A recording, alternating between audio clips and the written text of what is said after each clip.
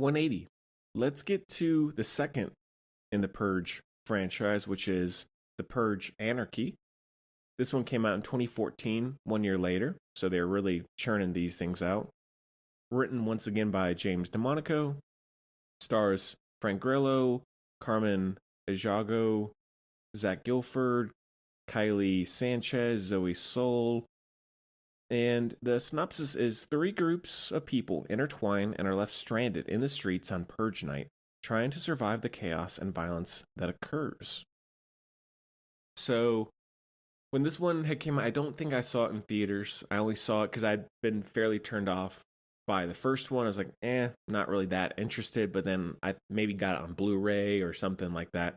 And sat down and watched it one night, and I actually really enjoyed it. It's not some masterpiece of filmmaking, but spoiler, it is my favorite of the 5 so far. And as I was teasing with the first film, it really does give you that open world feeling where they're just running through the streets. There's not a lot of plot. It's like, oh, there's a purger at the end of the street. Let's go this way. Oh no, we gotta go this way. Let's do this. Oh, we met this person. We gotta do this now. Like, I think that's more fairly unpredictable and creative and interesting and more suspenseful than just being like stuck in a house or something. And it also does really feel reminiscent of Escape from New York, the John Carpenter film. And so that just inherently, for me personally, I just really like that sort of feeling and concept when it comes to a movie. And you don't really get that very often these days.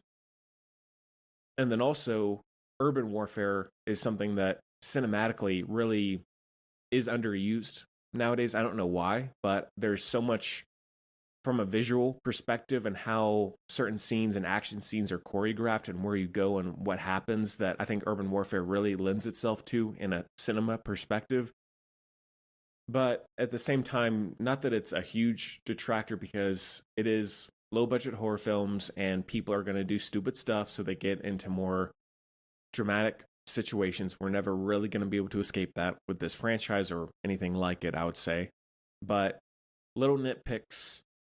When it comes to Purge, if you're thinking about realistically, I know that there'd still be idiots out there, but realistically, if the Purge has been going on for a number of years and you know what it's like, it does not make sense at all. For example, the couple who are coming back and their car breaks down, who would go out the evening or the afternoon before the Purge, like an hour before the Purge? Oh, we gotta stock up on food. We gotta get a couple extra batteries. Like, if it was Purge for me, that house would be locked up all day before and then all day after.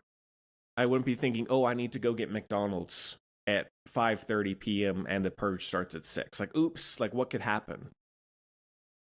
So just looking at that from a practical perspective, pretty stupid.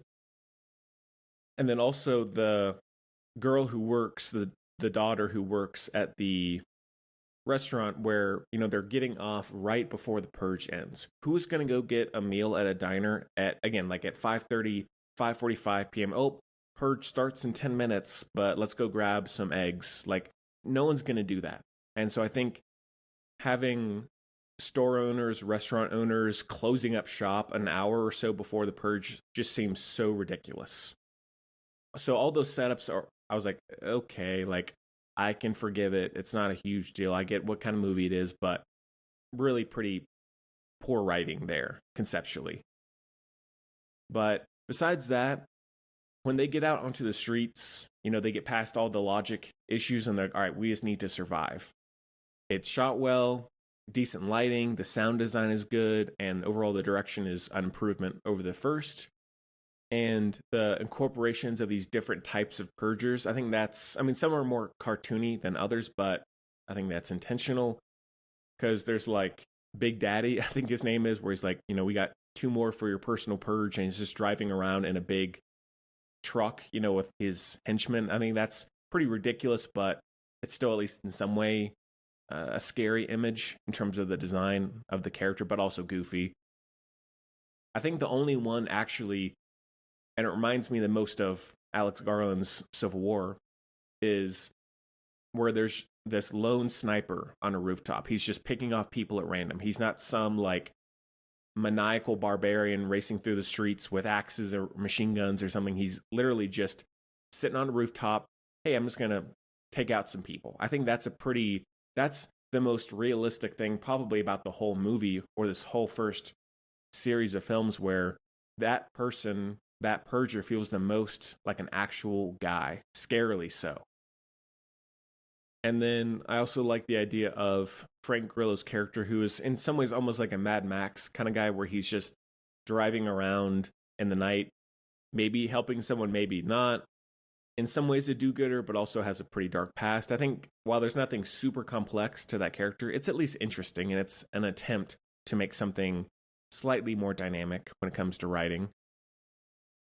Also, I like the idea of going back to the daughter who worked at the restaurant, where her father is in debt or wanting to give his daughters or granddaughters, whichever one it is, a better life and not have to worry about money.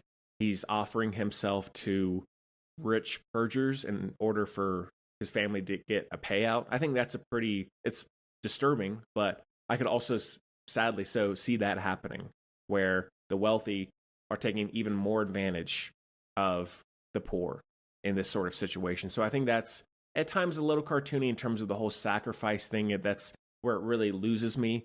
And they're doing this mantra in the house, and it's a little too much. But the overall core idea works. But a few more specific things, even though it's superficial and I may be indulging in the more trashy side of it, I think the look of the masks, especially like the guys at the beginning on the skateboard, I think all that is pretty effective, and they can be, I think, overused at this point. But when you get a really cool, creepy, disturbing mask and character design, I'm all for that. And then also in this, it's kind of carries that through a few of the others, but there's that rebel group that is kind of like a guerrilla group in the midst of all the purgers. I think the commentary there's a little messy, and it helps that the leader of the group is played by Michael Kenneth Williams, who I love. So overall, it's just one that kind of hit me first time I saw it, and it's stayed about the same every single time. There are definitely still some issues, but of all five, and especially comparing it to the first one, a vast improvement, and one that has stuck with me. It's got some entertainment value. It's got some good scares and unsettling moments. So I would recommend it. You don't really have to have seen the first one. I think that if you're going to watch one, just my personal recommendation, I would start with this one, see if you like it, see what you can get into and all that. So give it a look. That one is a 4 out of 5.